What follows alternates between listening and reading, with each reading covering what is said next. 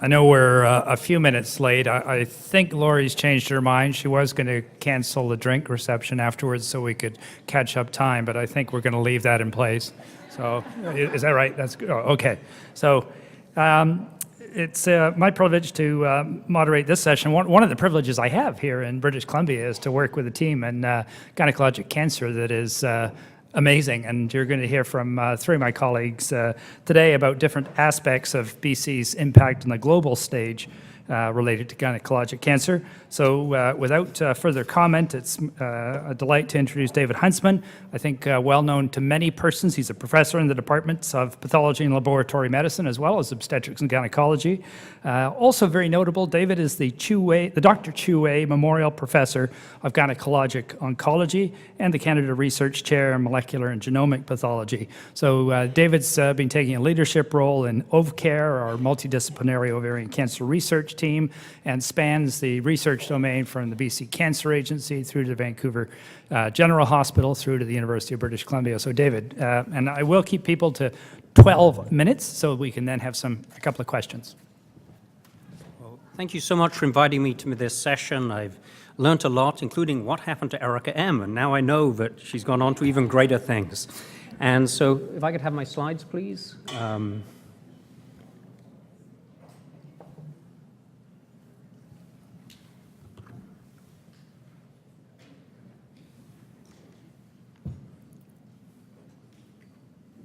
Do I have to hit the arrow, or is this in your domain? Oh, here we go. Great. So I'm going to be introducing OVCARE to you and telling you a bit of a story about why we did what we did, where we came from, and what we're trying to accomplish. And here we go. So the first thing is OVCARE is a team. We're really blessed by the members we have in our team. The people have worked together very well over the last 15 years. We've shared a vision, we've pooled resources, we've worked well with a broad range of different funding agencies.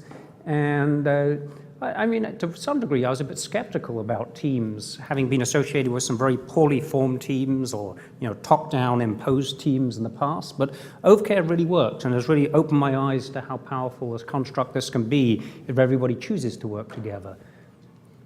So we started about 15 years ago when Diane Miller, who's going to be talking a little later, called a meeting to express her frustration with the fact that the outcomes for ovarian cancer were still shocking. They were terribly bad, and they weren't changing. And as a community, couldn't we do something better about this? So a small group of us, including Diane, Blake Jilks, and Ken Swennett and myself, started talking seriously about what we could do about building a team. And the first thing we had to do was define the problem. And what we realized is that ovarian cancer has been treated as a single entity in research labs and in the clinic, and people were looking for solutions which could work across this sort of complex mix of problems, and it wasn't going to work. So we put our energies into actually defining the structure of the problem and sorting out how many types of ovarian cancer there are, and then formed a basic hypothesis that if we're going to make progress, it's going to be through a series of subtype-specific solutions which run all the way from prevention, management, through to survivorship. And so among our team, we actually have been blessed by working with a fantastic group of patients and survivors who've helped fund our research, but also been extremely generous in allowing us to use their tissue samples in our work as well. And they're very much part of our of what we are. So based on this premise that the ovarian cancers were different diseases, we created a blueprint for how ovarian cancer research could be done. And since it was our blueprint, we got to use it first. But now it's the way research is done globally. But what it enabled us to do is to team up with the Genome Sciences Center and produce a series of landmark publications where we identified the key mutations which underpin several types of ovarian cancer. These have all moved sort of towards the clinic with these standard diagnostics for granulosa cell and small cell carcinomas coming directly from this work, and new drugs moving into preclinical models for two of the cancers as well, and which we hope will eventually lead to new treatments in the clinic. Have successfully translated. In fact, we've got for several cancer types, we identified diagnostics which are now used around the world. We've identified targetable features for some rarer subtypes of ovarian cancer. Our colleague Jessica McAlpine has developed a classifier for endometrial cancers, which look like it's ready to go live into a clinical trial. The way BRCA1 and 2 testing has been done is based on our research. And perhaps most influential, the cancer prevention strategy we developed has now gone international. And I think we had some nice examples about how things can go viral, and in a good way as opposed to a disease way. And this has really gone viral right now. And it went viral because it just made so much sense. It wasn't through any sophisticated or modern form of knowledge transfer and dissemination. What happened was the understanding of where ovarian cancer started fundamentally shifted. In the past, people thought they started in the ovary, and now we realize they either start in the fallopian tube or they pass through the fallopian tube on their way to the ovary. And so Diane had the brilliant idea of, well, why don't we just, whenever we can, remove fallopian tubes?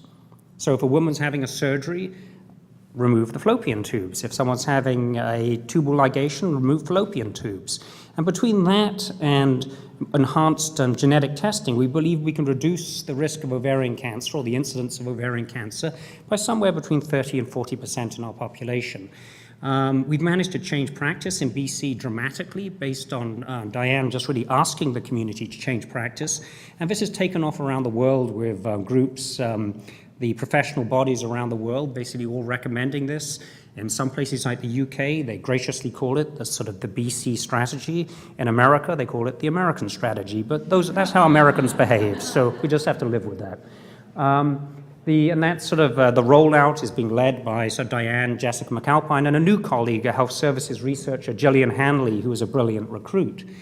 We have some new things going on right now, and it's been a great year already, but perhaps the most exciting paper we have is from a study on endometriosis. Now, we've been studying the cancers which arise from endometriosis for a few years, and we'd had this sort of rather surprising discovery that when you look at an endometriotic cyst in the ovary and you look at the cancer which is emerging from it, sometimes you can find all the mutations in the endometriosis already. And so we asked a question which was, well, what would happen if we looked at endometriosis which had nothing to do with cancer? What would we find? And this was a great collaboration with a new PI called Paul Young, who's been very a BC MD PhD student and endometriosis expert. And he worked with a young investigator, Michael Anglicio, who was a postdoc of mine and now is a PI. And we started looking at samples from the endometriosis bank which Paul had established. And what we found was that endometriosis has some of the same mutations we see in cancer. And this is a really interesting finding because these endometriotic lesions aren't in places which ever transform into cancer. There's zero risk of what we would usually call cancer, but we see these mutations. And so it's really made us ask a really important question, what does this mean? I mean, here we have a case where 3 different endometriotic lesions have exactly the same mutation in KRAS, and which suggests that this lesion actually can metastasize and it spreads from one place to another. So is endometriosis a sort of partially competent neoplasm and not an inflammatory condition? And that's an interesting question, but what this research really does, it allows us to, for the first time, to have a hard biologic endpoint, which allows us to look at endometriosis and identify, are there biologic kind of measurable factors which actually correlate with different endpoints, because the current means of classifying endometriosis isn't useful clinically. And so we can use all of the thinking which has gone into the classification of neoplasia and transpose that research approach to neoplasia. And I hope it will lead to the same, leap forward in progress that happened when we realized, when Warren and Marshall showed that stomach ulcers are caused by bugs and not just an excess of acid. So it's a fundamentally really important study, and I hope that this work will really sort of launch Paul Young and Michael's careers. to take our findings and to validate them, particularly our work in rare cancers, we need to work globally. And we've managed to, because we play quite well together as a small team, it means that we can play well in larger networks. And we've managed to play a leadership role in networks which look at tumor-based factors, which can be markers of prognosis in ovarian cancer. And we've helped our collaborators around the world, but it means that we can actually draw on these resources as we need them. And we're doing the same thing with endometriosis right now. We've had to focus, because we started as a very small team, and on career development, because we can't afford in BC to recruit sort of a large number of sort of research superstars. We have a couple of our junior colleagues are now fully in orbit as sort of research stars, including Jessica, a surgeon scientist, and Sourav Shah, a computational biologist. We have Paul Young and Gillian Hanley, who are launched, doing really, really well, and I think they're going to get there. Michael Anglicio became a PI this year, and we have a couple of others just approaching the launch pad. And because we don't have much resource, we try to co-opt people into becoming ovarian cancer researchers, because it's much cheaper than making a new one, and we still do that. So if we try to steal you someday, to take it as a compliment. So we've done well, but we do hit some challenges. I mean, we still are functioning, we found, like a small startup enterprise. And this sort of lack of solidity, we're very nimble, but it impeded our ability to engage in longer term projects, to recruit key kind of missing people, and also to translate our findings, and study long-term projects like the prevention project. And we didn't have top-line talent right across the research spectrum, which is also a challenge. And a third challenge is we've realized, such as I've shown with the endometriosis research, that we can't actually study ovarian cancer without studying other gynecologic cancers and other women's health problems. And so what we found is there was a solution for all of these issues, which was to draw on the amazing talent which exists in Vancouver, with people focused on other gynecologic cancers, like Gina, for instance, and Deborah in cancer of the cervix prevention, and Laurie's work in survivorship, and to build a broader team where we can sort of play against each other's surprise strength, where the other parts of the team may be not so developed. And this has led to this really exciting initiative, which Diane will be talking a little bit more about later, and we're very excited about, and hope we'll co-opt many more of you to join this. So thanks for your attention, and maybe I have time for a question or two. So thank you very much, David. So we do have time for a few questions, if there are any from the audience. Gina? Thanks. That was a tremendous presentation. Linking back to our conversation about knowledge translation, can you talk a little bit about the success with the BC/American approach now to fallopian tube surgery? So knowledge translation is obviously a really interesting area. There are some things like diagnostics can translate very, very quickly. So we had one thing where we discovered in a type of uterine cancer called a uterine sarcoma, where we made a discovery, published it, and within 2 years it was in the WHO guidelines as the diagnostic, which just everything kind of went, it was like going to a casino and just everything kind of lining up. The timing was perfect. One of our co-authors was on the committee, which actually decided what the guidelines were. All sorts of other things happened. With that one, it really just made so much sense so we have data showing the safety of the approach, but we didn't have efficacy data, but it just made so much sense. People said, yeah, this does make sense. We're not going to be causing harm. We're not going to be incurring cost, because we're able to show that. And so we should do this. And there is indirect evidence of efficacy from retrospective studies, but we're gathering the data. And in BC, it's one of the wonderful things about being a healthcare researcher here is that you can stitch together these different databases, and we really will be able to look at this in more detail. And so the uptake has been, and Diane can probably comment better, has been massive. And it really came from Diane there was a video made which was sent out, but then Diane really just said, please, this makes sense to me, can I explain why? And the gynecology community reacted extremely positively. I mean, Diane, maybe you should comment on this. Is this working? Mm-hmm. Okay. Well, I think David has put it in a nutshell, and one of the things I just like to put out there is it kind of sounded like we're lining women up and taking out their fallopian tubes, which is actually not what we're doing. But what we do know is that in Canada, almost a quarter of women will end up having a hysterectomy in their lifetime. And previously, the fallopian tubes were left with the ovaries for no real good reason, because they're actually a part of the uterus. They're not a part of the ovary, but it was just where the clamp was put at surgery.